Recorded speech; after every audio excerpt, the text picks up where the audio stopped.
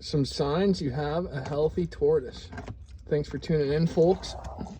This is one of our new Eastern hermanns female tortoises named March, and she's in a bit of a quarantine setup here. It's not exactly large, but we got good lighting. We got the T5 12% by Sunblaster with the Arcadia bulb and just a flood halogen, as you can see here. And this tortoise is thriving from where it came from.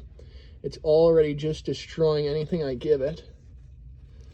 It's taken some time to get it onto a proper weed diet, but we're getting there. It's finally starting to nibble at that dried mallow. You can tell it's a female because of this. Ooh, really wants away from me there with one hand. That's kind of tricky. You can tell it's a female there because of how sharp this anal scute is, this direct triangle here. For sure female. The flat bottom side here, like that, is as flat as it comes. You'd call that a tabletop. When looking at her, she's rather rounded shape all the way around. Even from above, you have that peanut look instead of the trapezoidal A-frame, just a sweet little peanut. This little tortie here is only weighing in at about 500-600 grams, so she's got some way to go yet before we expect any offspring out of her, but we're really looking forward to this beautiful March. We picked her up in Edmonton just a few weeks ago now. So she's in the quarantine setup here. As you can see, it's not exactly a huge setup.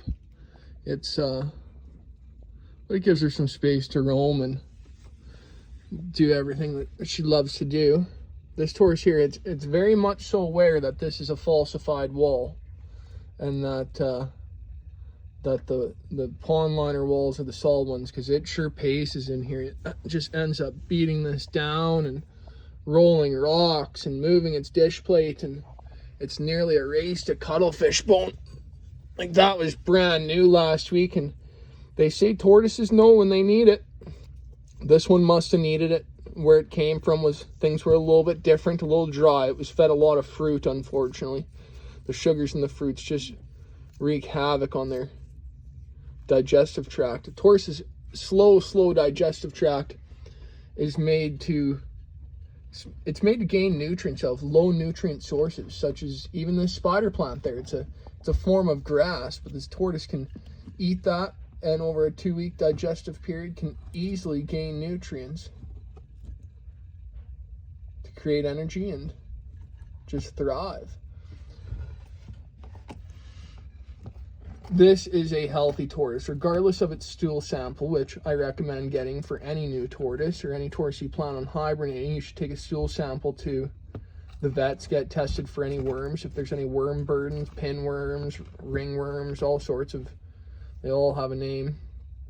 If you're finding you have a lethargic tortoise, a lazy tortoise, something with a weird poop, it shows up in its fecal matter, those are all things that I would definitely look into as to why a tortoise is healthy or isn't healthy. This tortoise is absolutely tenacious. It eats well from day one on a total diet change, from just random fruits and goodness knows what to a proper diet of almost entirely weeds, plants, and flowers. Things are getting a little hard here in frozen Canada. It's end of February, beginning of March now, and most of my growing supply of fresh feeds is almost gone.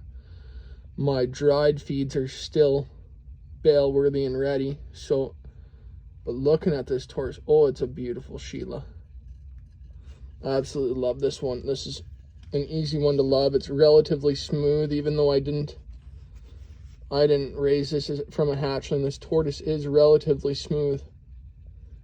Its scutes aren't raised up. It's not horribly pyramided.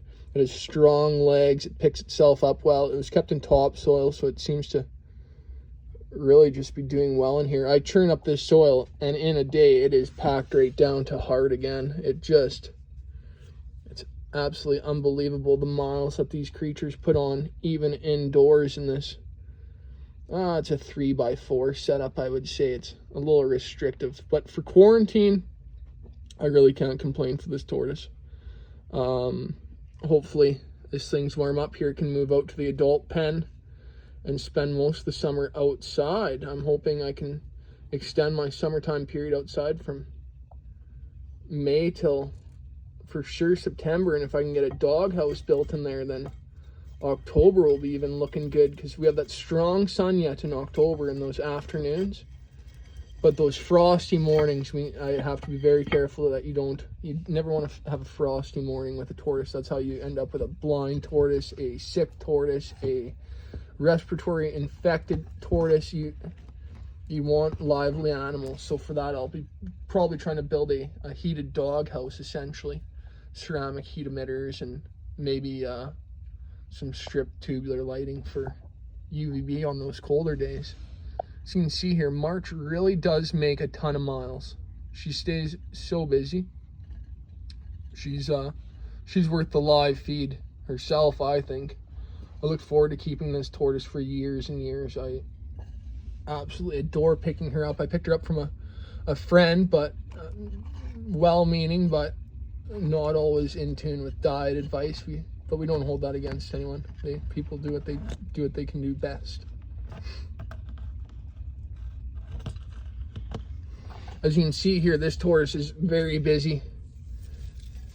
This plant was all this length until March moved in here, and she's been rather hard on the spider plant. Spider plants are they're a good natural forage. They're a fiber source, but that's about it. They're a grass from the grass family. They're not going to benefit your tortoise a whole bunch in the high calcium manner or nutritious manner. Oh, is that a busy tortoise? It knows that this wall isn't as strong as the rest. They're that smart. It's absolutely wonderful to see. I love seeing a busy tortoise. I love a tortoise saying to me that they want more space. That's a way better sign than a tortoise that is shelled up, cooped up, lethargic, or having any issues at all. Picking up this tortoise, there is zero regrets.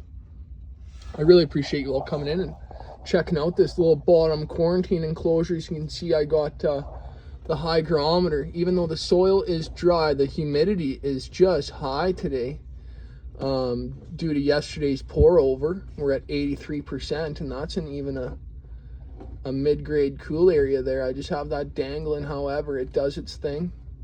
It's just a guideline, but I usually aim for about the 50 to 60 humidity range. Then we have our terracotta pan. That is a glazed pan that helps the tortoise climb in or climb out. It seals the water inside there. If you use a non-glazed pan such as that, the water will seep and it just will not stay in there. As always, our favorite hides, the clay pot, the rot-free, the mold-free, the water wicking. We just adore clay pots. As always, get that soil nice and deep. As you can see here, I am at almost full finger depth. It's worth to put that effort into hauling that soil, even if it is in your basement. It's totally worth taking the effort to get that. Like March, tell me you're ready for more space without telling me you're ready for more space. You are a fan favorite. I hope you don't end up on your back. Let's see if we just reposition you here once and see what you get yourself up to. Maybe move a little of this soil that you've been getting into. Holy, you are a busy girl. That is some kind of wonderful. And you see here, I always like having some stones to clamber over. It really knocks down their nails. Here's a chunk of burnt glass that I dug up one time. It doesn't have any sharp edges on it or anything, so there's nothing to worry about there. It's just a neat looking little rock. A friend of mine told me what this is, but I thought it was a prehistoric petrified wood or bone, and I have been since told I'm incorrect.